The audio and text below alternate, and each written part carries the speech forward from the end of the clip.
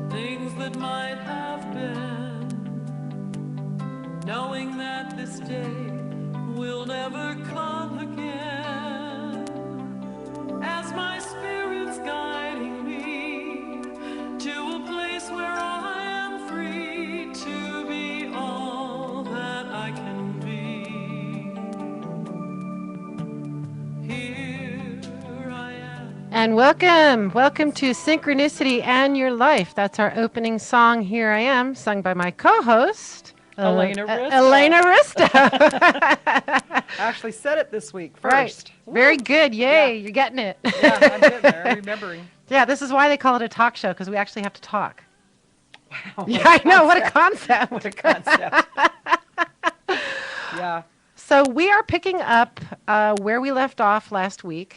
Trying to, anyway. We never know what format. It kind of has a life of its own. It does. We start talking and it just sort of takes off and rambles. But one of the things, last week's topic was intuition. Yep. And we got contacted after the show by several people about, some people tried to call in. We had a few phone problems and they couldn't get through.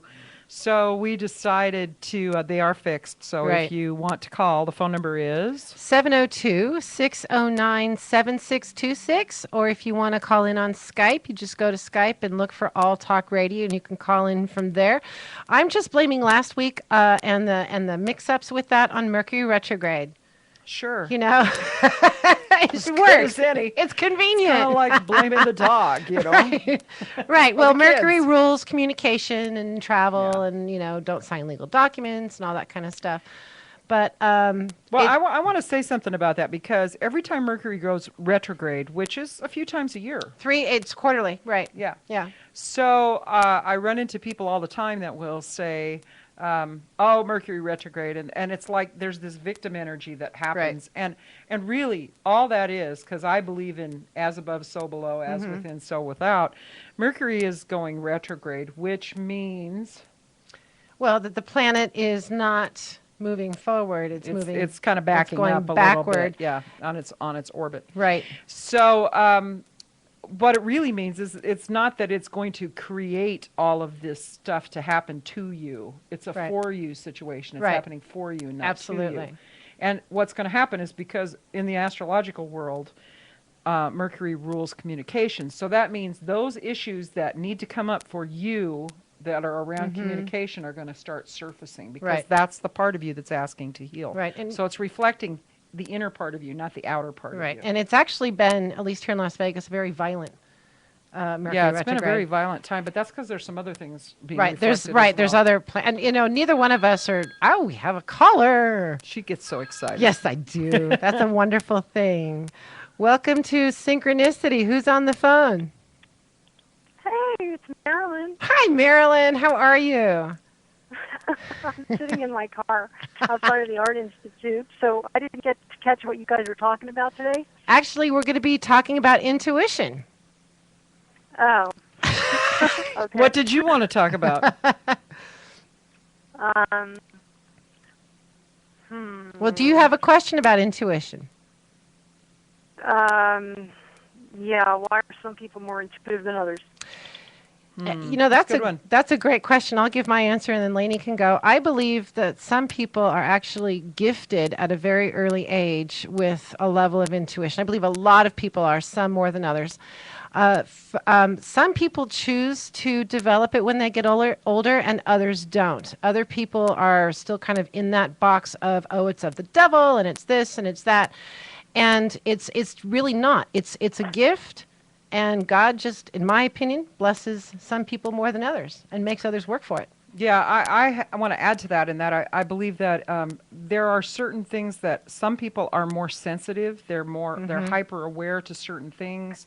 For whatever reason, they can pick things up in a different way than some other people can. Yep. And a lot of times when people want to develop their intuition, what they need to do is they need to get themselves out of the way. They need to get their ego out of the way and understand that it is not just something that you learn. It's something that's coming through you. It's a connection with spirit. It's a skill, though, too. It's like learning a sport. You're going to learn the basics when you really start to develop it. Did you ever notice how it comes out of nowhere, though? Sometimes it goes in cycles. Why do you think that might be? Yeah. Sometimes it hits you out of nowhere. Right. And you're thinking, why? And there's a belief that women are more intuitive than men. Men can be very intuitive. Yeah, they can be. And actually, some of the most famous psychics in the world are men. Yeah, and women, and they say because of things that physically happen, like at 14, women come into their intuition in a stronger way because the hormones are doing something. But it can come out of nowhere. And I believe everybody has some intuition. Some people call it gut instinct. Some people call it women's intuition. Women's intuition, which I read a psychological report that said there's no such thing, and I thought, really? Well, I can understand a riot coming on that one. Yeah. You know? Well, it's a shame how people shrug it off because,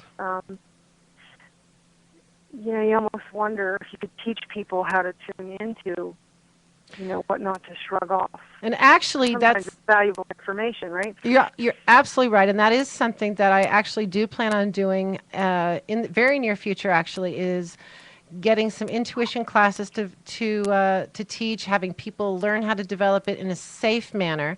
There are people in this world that, and we talked about this on Sunday, you and I, that take drugs. They'll take a serious street drug, heroin or whatever, and it will send them into just this thing where all of their senses are opened up and their energy fields are completely open. And in my world, that's having chakra. Yeah, oh yeah, and they become so empathic and so sensitive to the energy around them. They literally have to become a hermit.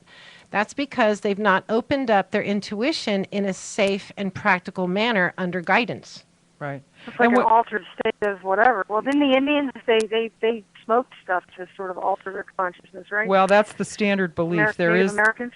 They smoked a form called, they smoked a lot of peyote. That was part of their rituals that did that. There is, in shamanism, there is a very small number of shamanic practices that were used, and they primarily came out of South America. Yeah. That used what we call psychotropic drugs, and it wasn't necessarily peyote. Right. The one that's so the favorite today that's just coming on is ayahuasca. You'll hear about ayahuasca. What is that? It's a plant, and they make a tea out of it. But the deal about that is that what people need to understand in all tribal cultures, it was used, and it was used for visioning. It wasn't used for recreational purposes. It was used I'm aware of that. But what is peyote? I think it's in the same family as marijuana.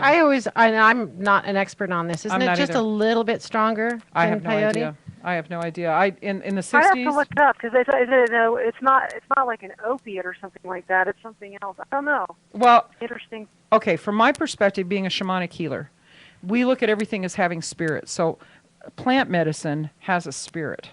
Okay, plants have a spirit. So plant medicine and shamanic, which is what I can speak to, has been used for thousands of years as a way of healing, as a way of visioning, as a way of connecting with spirit. In this culture, we don't do that. In this culture, people say, "Oh, I want to go try this." You have to understand, in the tribal cultures, they were brought up to it from the time they were little, and they weren't allowed to try it to a certain age, but there was this whole spiritual connotation that they were raised with that we're not raised with. So I always caution people. It's a learning curve. It is a learning curve. Why do you think that in places like, I can use Sedona, for instance, but there's other places where for some reason you'll drive into these places and you feel lighter and more intuitive? I think that has a lot to do. What do you think that has to do with? I think that has a lot to do with the energy and how many people are actually in tune, working with the light, blessing the area, working with people to clear what's going on. And I know what you're talking about with the vibration of Sedona. And years ago, I know that, I call it God. kind of cleaned house in Sedona, so I think the energy is a lot lighter there. But I also think once you get into nature in places, not just Sedona, but even here in Southern Nevada, if you get up to Mount Charleston or Red Rock or down in Boulder City, you're in nature, and nature doesn't have that same heaviness that people have. Nature doesn't have emotional issues. Doesn't have PTSD. It doesn't have depression. That doesn't exist. I've wondered if it has something to do with gravitational pull on the Earth or magnetic fields in certain areas. Well, that may have in Sedona. There's several vortexes. Yes, and vortexes being supposedly openings in the energy field that's attracting. I don't know about. Yeah, really? You can actually go on a tour of vortexes when I've you're in Sedona. never been to Sedona. I've only read about it because there was actually a shaman I was interested in going to see a few years ago. I haven't made it there yet. I've been all over Arizona. There are parts of Arizona other than Sedona that also have this kind of an energy that's really nice. It's a very sacred place. If you're interested in a shamanic healer, I can't recommend anybody here but Lainey Risto. I am interested in, so I'll have to contact you after the fact. Absolutely. But it's been great chatting, ladies. I have to get. My daughter just came out of the art institute. Wonderful. Thanks for calling. And I will forward Lainey's contact information to you.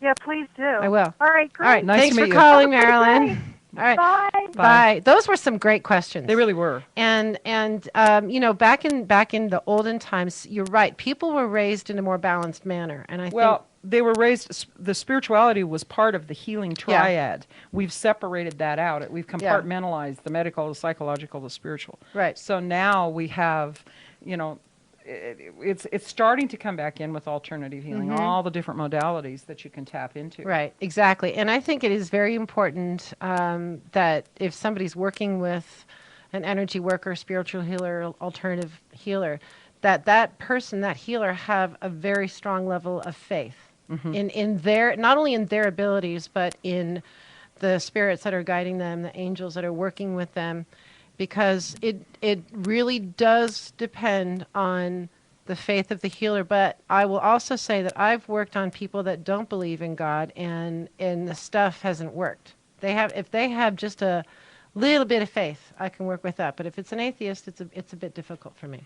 Well, it's interesting. It's interesting because they don't believe in anything outside of themselves. I know that my ex-husband was someone who really, he did struggle with it in his own way. He was adamant that there was not anything beyond. However, he left a note for everybody when he passed on. He had pancreatic cancer, and he had time to write something. And what I thought was interesting, because he always had to state his position first, but he would say, I don't believe that there's anything beyond this life, but if there is, I'll be waiting for you, which I thought was interesting. There's that little caveat in there. Yeah, he'd worked through it that far. But I know that there are people that in the dying process, when they're crossing over, that the ones that have what we call a cosmology, some kind of belief. It doesn't matter what faith you have. Right. It doesn't matter about the religion, but some kind of what we call cosmology about what happens on the other side, that they're crossing is a much easier, much more positive experience. And back for to everybody involved. Absolutely. Not just him. And back to a couple of Marilyn's questions. People that are intuitive from a young age, at some point, in my experience and reading books by like people like Doreen Virtue, they will go into some sort of healing field. There'll be a counselor, there'll be a nurse, they'll go into something that they feel called to. Right. And it can be traditional medicine. I do know some nurses that have gone into that, and then they've seen, I probably need to add some alternative stuff. And there are nurses that have taken classes like Reiki or pranic healing. Healing touch. Healing touch is a big one now that they're actually seeing a lot of response from people that are trying to heal. And in Nevada, it's interesting. There are actually regulations about how nurses cannot use the holistic stuff in a hospital. Oh, really? Yeah. They can do it, I believe, as a separate business, but they can't use it in conjunction with traditional medicine. Yeah, so there we are, compartmentalized again. Right. Compartmentalized. When really what I notice is I have clients that come to me that they have tried everything medicinal, they've tried psychological, and they're stuck. And usually what happens is they end up, the clients that come through my door are typically ones that say, I've tried it, I'm stuck, I just can't do anything. And so when we drop the spiritual piece in, connect them with their own guiding spirits, which is what shamanic healers do, and and then all of a sudden it all works. All of a sudden the medicinal starts working. All of a sudden the psychological works, and it gets better. It works together. And it really is about getting out of your head. Yeah. And because there's so many people out there that are very analytical, and that's not necessarily a bad thing. But if you're constantly in your head, you're not going to have a very strong energy connection to your heart. And there has to be that unity. I tell people all the time, if you're healing from something, broken leg or whatever, it has to be all mind, body, soul.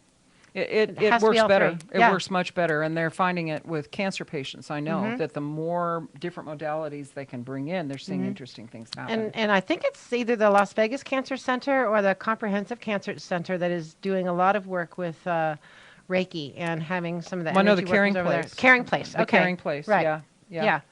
So and it works well with alleviating that stress, because stress. Nobody's immune to it. We could do a whole show on stress. Yeah, and we probably will. We probably will. Probably will. Right. Which is interesting, because I was thinking when I was driving over here, I thought, people should call in and let us know what they want to talk about. Right. And I'd love to know some de-stress techniques that people have. Because there's lots of ways to do it. There are a lot of ways to do that, and I'm going to put it out there. I'm not talking about going and having a glass of wine or having a joint. I want to know what holistic techniques they're using. It could be exercising. It could be doing yoga. It could be meditating. It could be playing music. It could be knitting. It could be anything. But I'd like to know if any of you out there listening, call us and let us know what your de-stress techniques are. That's 702-609-7626. I know you walk your dog in the mornings. Oh, my dog walks me. Yeah. Yeah, I understand that. Yeah, Cleo walks me. Yeah, I do that. But I want to get back to intuition, though. Okay. Because we had a really interesting question last week from a friend of mine that was trying to call in from Eugene, Oregon. And she asks, so why did intuition not work in cases of horrible things that have happened in history, horrible people? Why didn't intuition stop the horror that happened, such as Adolf Hitler, such as the Holocaust, which I thought was a brilliant question. Because first of all, intuition is not about stopping it. No, it's not. It is about getting the warning. I saw 9/11 a year before it happened, but it's really about knowing that you are connected, and maybe if there's more prayer, more meditation, it can be lessened. But some of these things are in the grand design. See, I look at it a little differently. Well, it is in the grand design, and you could open a whole door on discussion here, which we can't. We don't have enough time in the half an hour to do it, but we can touch on it. Of some things, since this is the grand experiment, since Spirit is living through us and understanding feelings of anger and pain and love and frustration and happiness, and because Spirit doesn't feel those things, all it feels is unconditional love. Right. So what happens is, since this is the grand experiment of what does this world look like, we live in a black and white yin-yang, we have this balance that has to be done between these two issues. So what happens is there are certain things that happen because of choices that have been made, because free will is our gift. Right. That is the gift of this life. And some people really use theirs. Whoa. So because those issues happened for our learning and our growth, in the overall scheme of things, you look at something like the Holocaust and you say, that was a horrible thing that happened. Absolutely it was. But start looking at the lessons learned by humanity that came from that. And sometimes Spirit doesn't work fast. We had this discussion on Sunday. Yeah. That sometimes when Spirit comes through, or you get an intuition, or psychic readers like Jane and some other friends of mine, is they say, well, how long is this going to take? When is it going to happen? And it's like, Spirit doesn't have time. Right. To them, it's a short time. That short time could translate to 20 years in this lifetime. Absolutely. I know things that are happening for me now is something I've been wanting to manifest for years. And it's just, there were other things that I had to clear out of my path for stuff to happen. And you look at, since we just came out of all of the television stuff that happened over Memorial Day, and I was fascinated by it because I finally got to connect some dots in history. When I went to school, we were lucky. We started with history, and we were lucky if we got up to World War I. We seem to get hung up on the Revolution and the Civil War, which made no sense to me because I lived in the Pacific Northwest and it happened on the East Coast. Right. I really Right. didn't know Right. what was going on with that, right? So if you look at some of that stuff and you look, like World War I to the end of World War II was what they call, it was really a 30 years war. Because World War II came out of choices that were made by politicians and by powers that be that kept the war going. There was 100 million people that died. That's just in a that lot 30 of people. years. Yeah. A lot of people between the Holocaust, people that died on the battlefield, and that kind of thing. So if you look at all of that and you look at the outcome, what did it do? What happened in history? And it shifted a lot. There were a lot of things that shifted.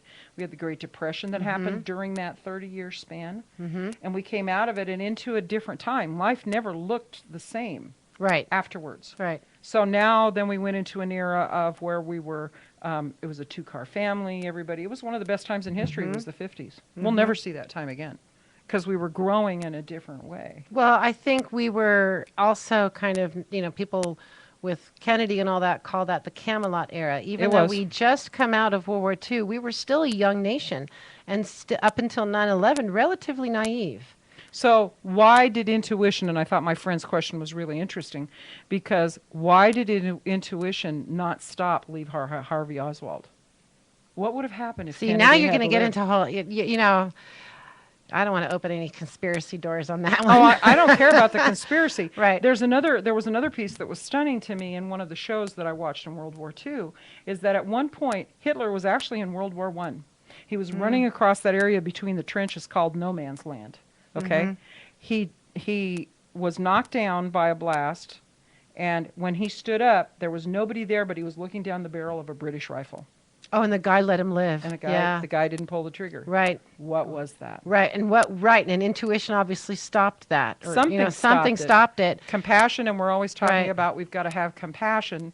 So here's this compassionate being who chose to let this man live, but this man went on to be at the front of one of the most horrific I can't even talk, wars on the planet. And so, had the British soldier taken it's not had the British soldier taken the next step and what would have shot happened him, then? Then they might have had Adolf Hess as Yeah, and he was the one who was really he was worse. Yes. Some of those guys underneath him.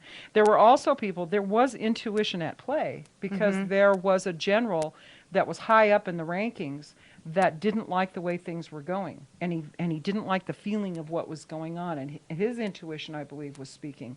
He was removed. So what does that have to say about intuition, collective intuition? I think it's very possible that people can pick up on each other's energies and have a shared vision or a shared experience. But then the next question is do you act on it or do you not? And that's where people have to have a level of discernment, which is another spiritual gift. But people sometimes do not act on it because they think, well, this is I'm crazy, I'm hearing voices, I'm seeing things, I'm going to go see a medical doctor. Or, maybe I'm just, tired. They try to use the logic mind to explain something that isn't logical. Well, I've never heard people say when they have this sudden, like our caller said, did you notice it comes out of the blue? I've never heard anybody who had an out of the blue connection like that said, oh, that was my head instinct. I've never heard anybody say that. Right, because it's gut, it's a gut instinct. Gut instinct, which is related to our chakras, And we both had issues. We talked about one last week for me where my cell phone drowned. I had a gut instinct, if you want to put it in those terms, not to go where I was going. And if I hadn't, it wouldn't have drowned and I wouldn't have gone through everything I went through. Right. But I chose not to listen. I was going to be a child. And that's just it. If we don't listen, and none of us listen 100% because, But it's not an order. It's not. It doesn't come, at least for me, I've never heard it say, don't do this. I've never heard that. I've never heard something scream in my head, you must go hurt this person or you must. It's not orders. It's more like, guidance. Do you really think you want to do this? Yeah. There's something off here. Yeah. What is that?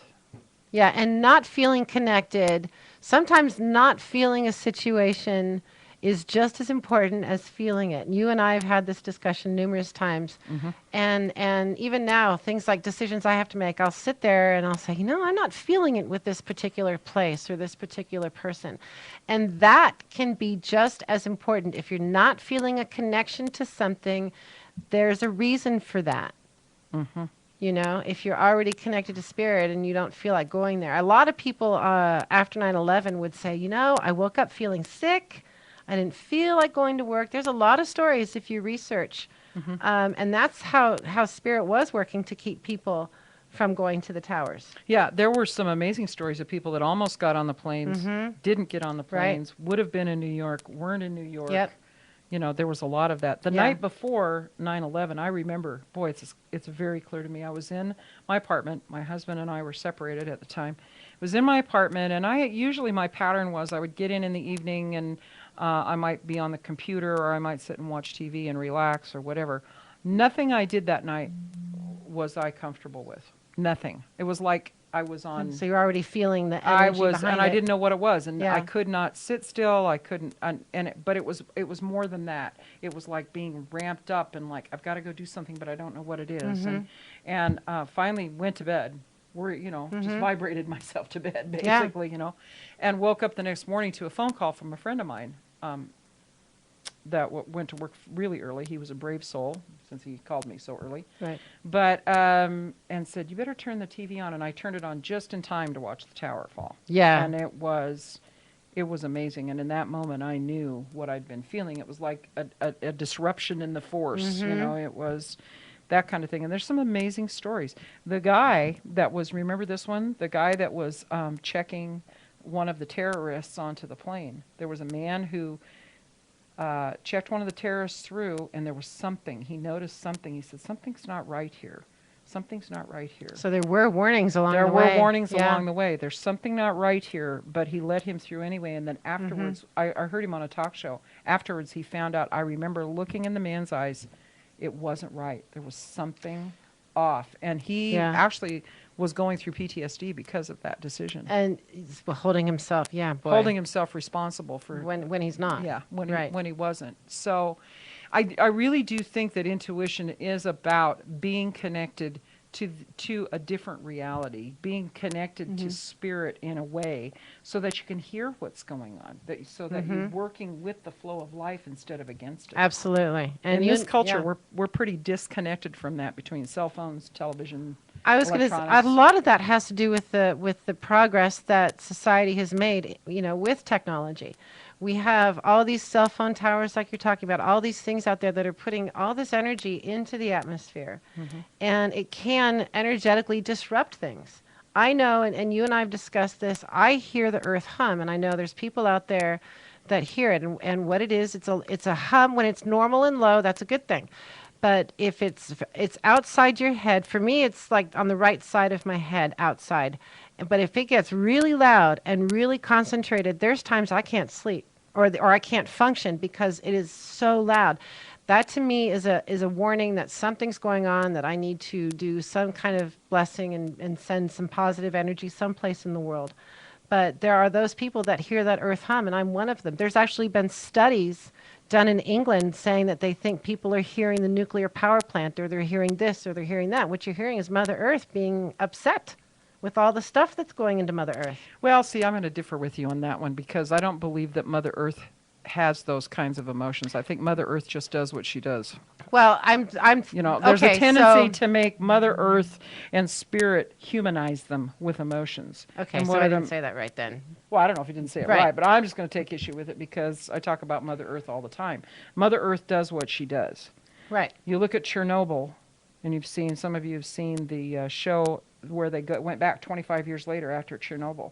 Mother Earth is taking over. The plants are coming back. Good, but it takes time. But it takes time, and she moves slow, and it's just a balancing act in all things. So, well, that's what I mean, though. That the nature gets out of balance. Yeah, nature will right itself because that's its job. Yeah. That's what it does.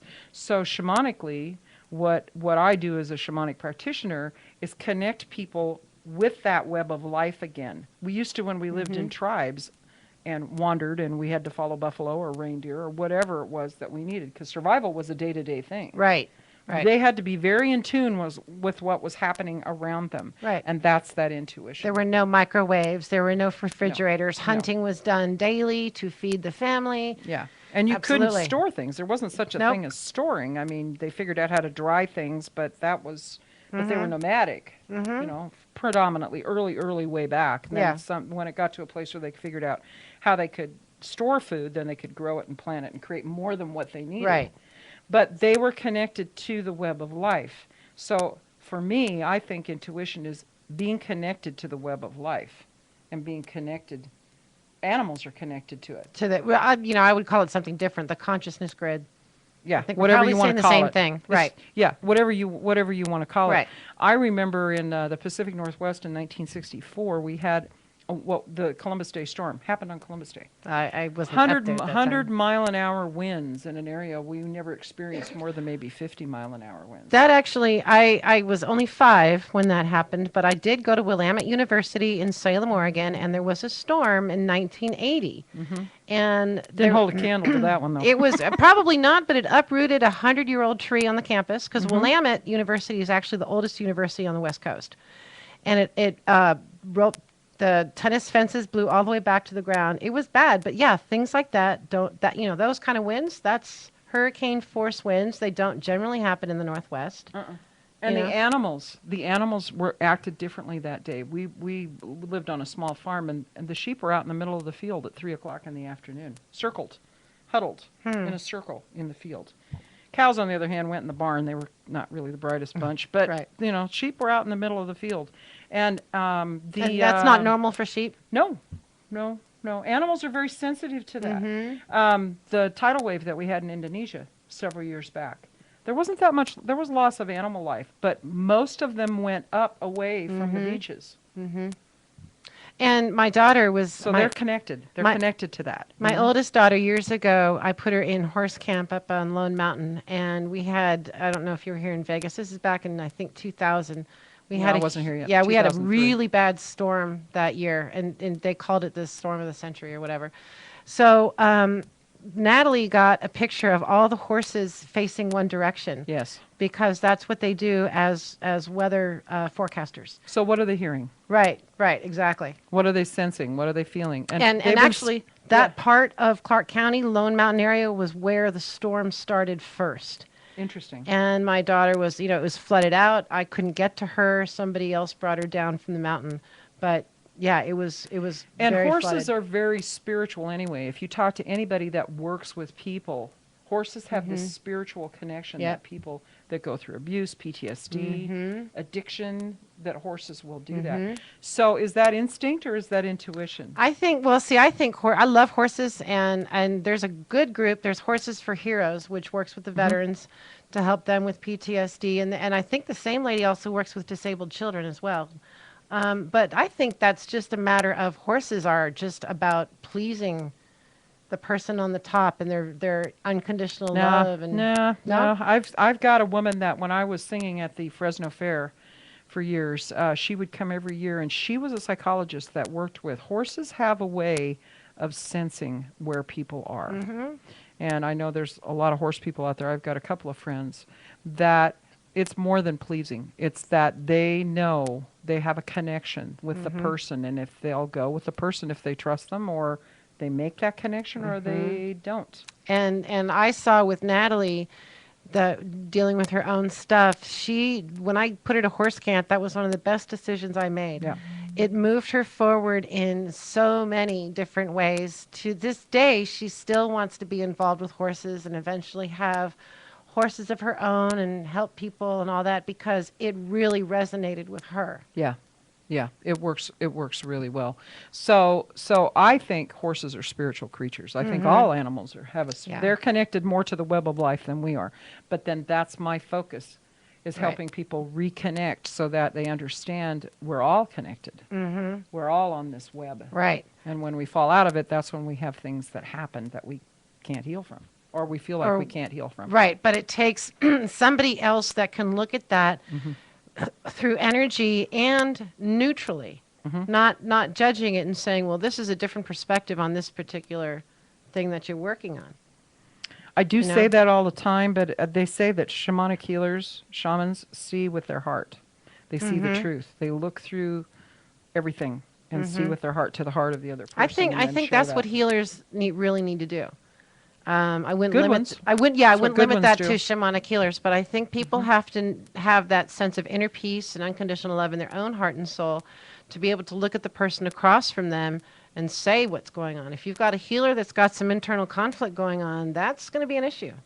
Yeah, now we're down to what we were talking about this weekend, because I taught a 2-day workshop this weekend, and Jane came the second day. It was an amazing workshop about how to do shamanic journeying for other people, and that's one of the things we talked about, is doing our own work. You have to do your own work. Right.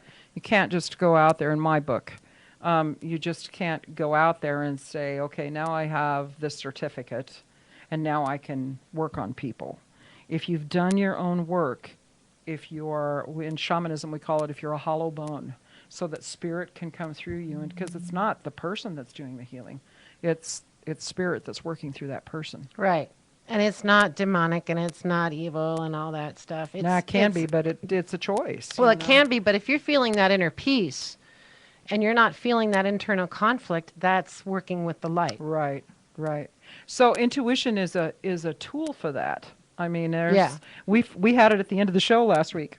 Yeah, I know. I went, nobody's called in. And Jane said, well, that happens sometimes. And I said, yeah, but this feels funny. This has an empty feel to it. And then we made a phone call and figured out it had been transferred over to another number. To another number, and it wasn't working. And it was like, well, there's a good example. So speaking of phone calls, we do have some time left. If you want to call in, 702-609-7626. And ask a question about intuition, or maybe share an experience that you've had.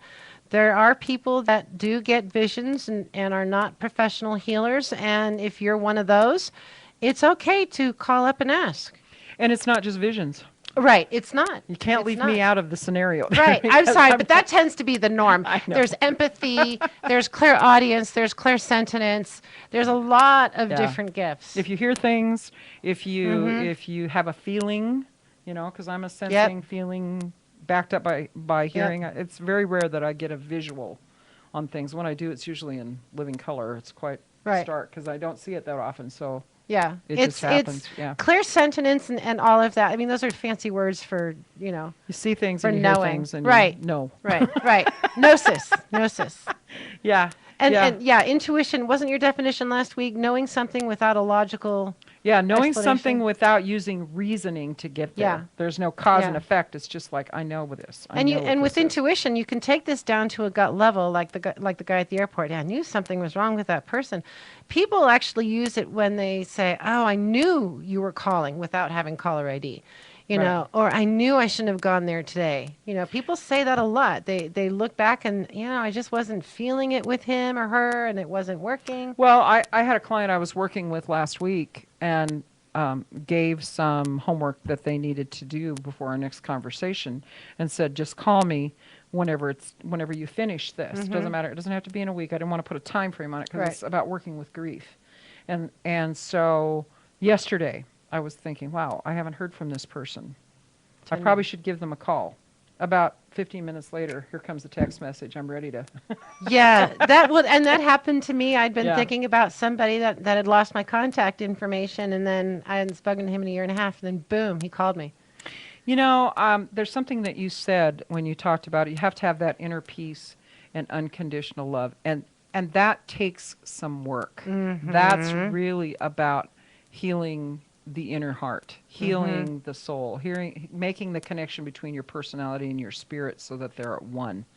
Well, I loved the journey that you did with us on shining the light. Going into the this interstate. weekend, and I thought the visual that I got during that, and I think I told you, I got shown a satellite dish. Oh, that's right. And I thought that's just a perfect visual for somebody that doesn't know how to do that. Think of yourself as, the satellite dish beaming everything, beam me up, Scotty.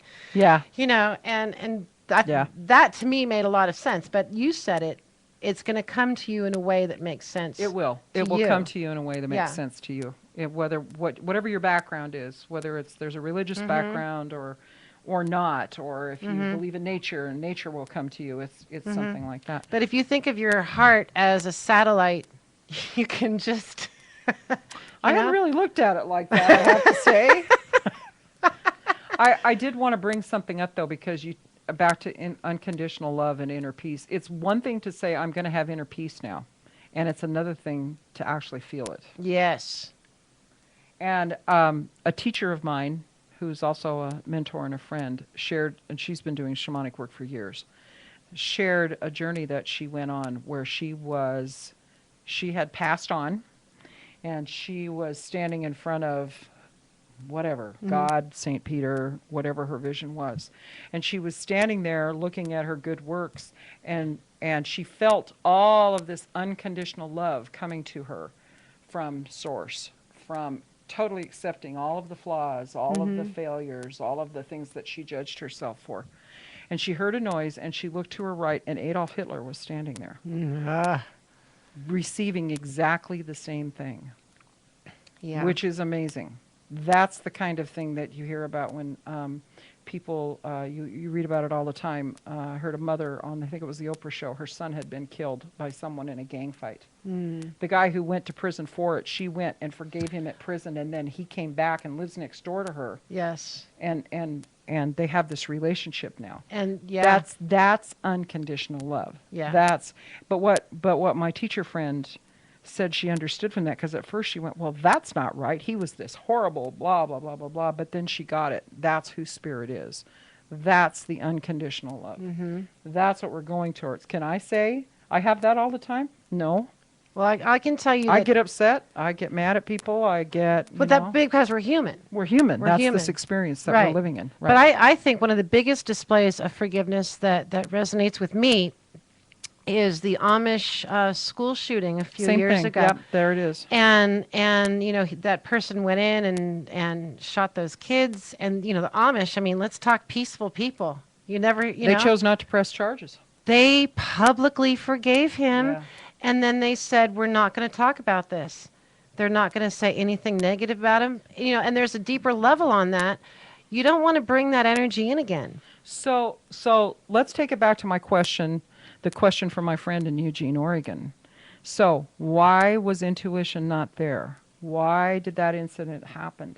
Look at what came out of it. It was a public display for humanity. Yeah. It's possible. I'm not saying that that's what it was. I'm just saying, is it possible that it was a public display for humanity to show what unconditional love is? Right. And love Maybe that's why intuition wasn't present at that moment. Or it was blocked, or it was not allowed to come through. There are times when spirit or angels or source, whatever you want to call it, does not give information. And maybe it's for our own good. And sometimes they don't because that would because explain we have my to first experience husband. I know.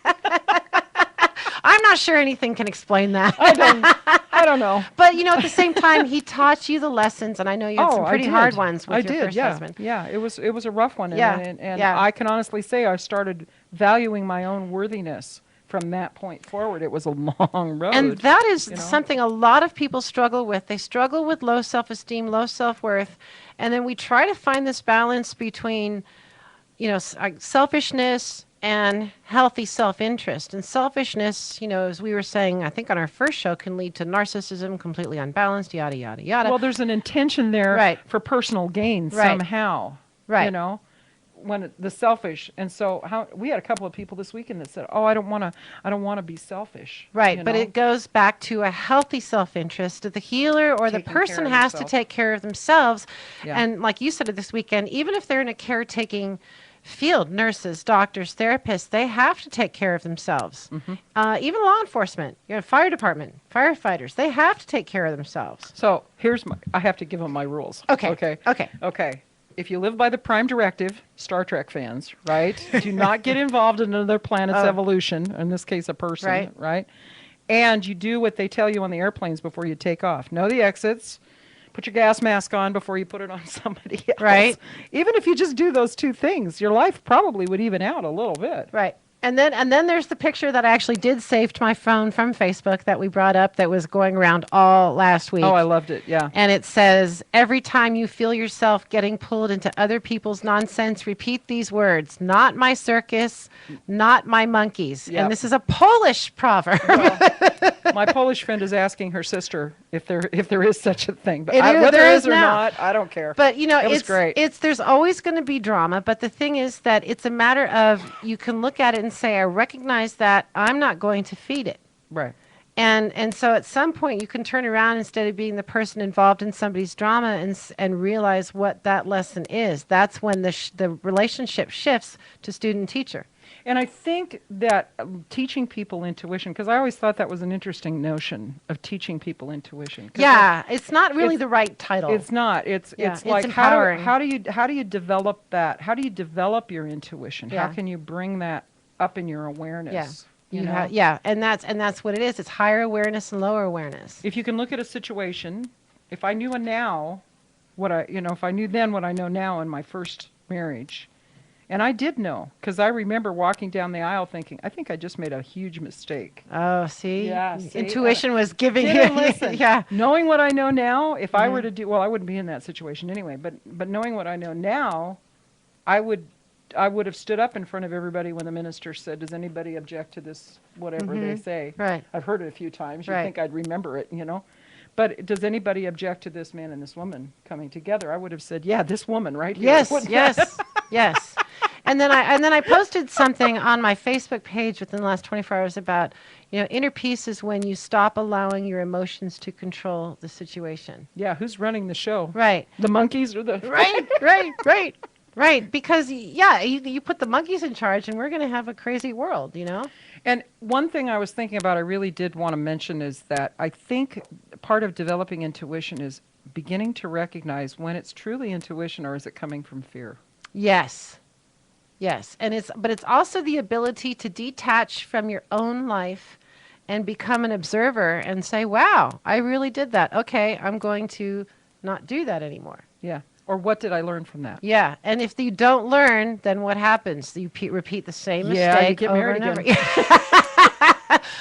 Well, you refine that lesson. The founder of Pranic Healing, Master Choa Koksui, used to say, if you want to grow in this world, that sounds like chop suey. I know. Grandmaster Chop Choa Koksui is the founder of modern Pranic Healing, and he used to say, if you really want to grow in this life, get married. And have kids. Right. If you want the next lesson, because these will teach you. Right. Yeah, if you want to learn patience, have a child. Yeah. Yes. But you think about it. Our big lessons in life come from our parents, our relationships, that primary relationships, and our kids. Those are the closest ones. Right. Those are the ones that are the closest to our heart. We can get calm with everybody else. I can sit and have a conversation with you about why I shouldn't eat chocolate and not have a problem. Oh, I don't know. I might have to tell you why. that particular topic could be a problem. At the end of the day, I'm going Right. home, and you're my friend, and Right. That's how it works. But I could go home and have it with my partner who says, "You better not eat chocolate," and I can be off like a rocket. Right. Because what it's about, and I had this discussion with somebody this morning, it's about figuring out what the triggers are.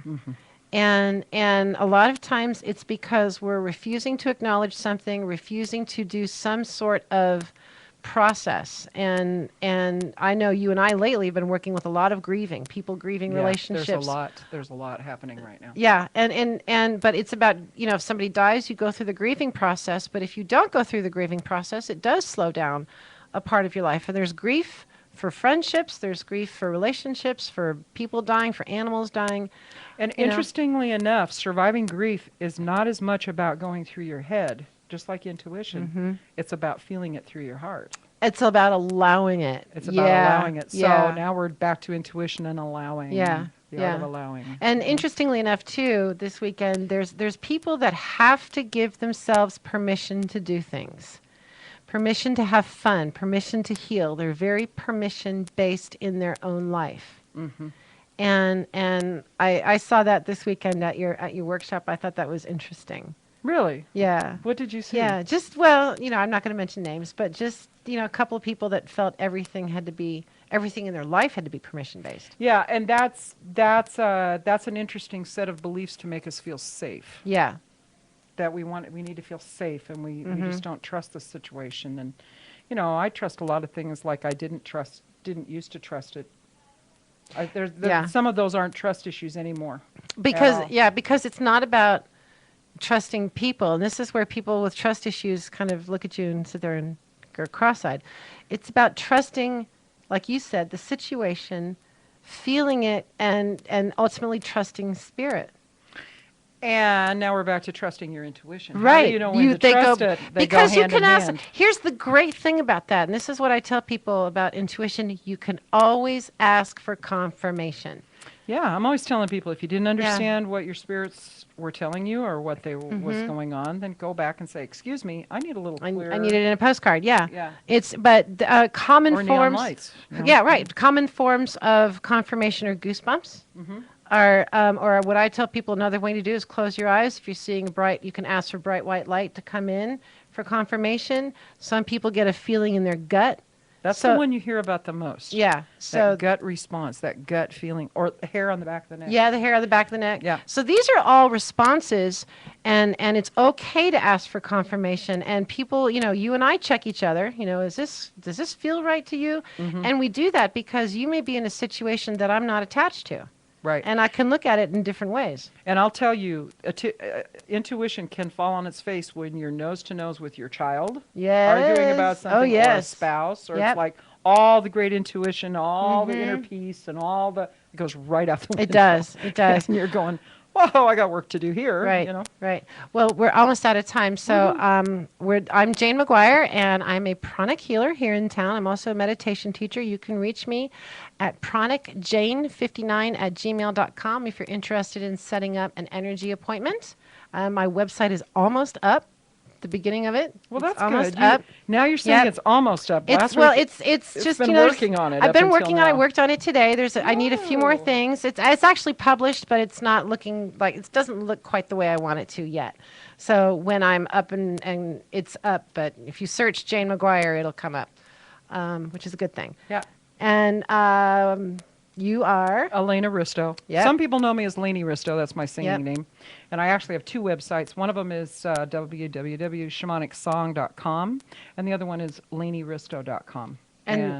And then we both have a Facebook page. Yes, we do. Yes. Yep. You can put our names in and it'll come up. And go to Synchronicity and Your Life. Right. We're both on that. Facebook. We're both on that. And if you're at that Synchronicity page, you can make show suggestions. You can send us friend requests through Synchronicity in Your Life on the Facebook page. You also have a meetup, right? Yeah, I have a meetup. Shamanic Song has a meetup, and it tells you where I'm going to be and what classes I'm going to be teaching and where it's going to be coming up. So we got a lot of places you can interact with us. And other than that, listen to your intuition this week. Listen to those gut instincts, those little whispers in the background, and you can choose. And keep a journal. Keep a journal. Yeah, that'll work. Absolutely. And we are going to go out to the rest of the song. Here I Am, being sung by my beautiful co-host, Elena Risto. Have a great week. Thank you. See you next week. Yep.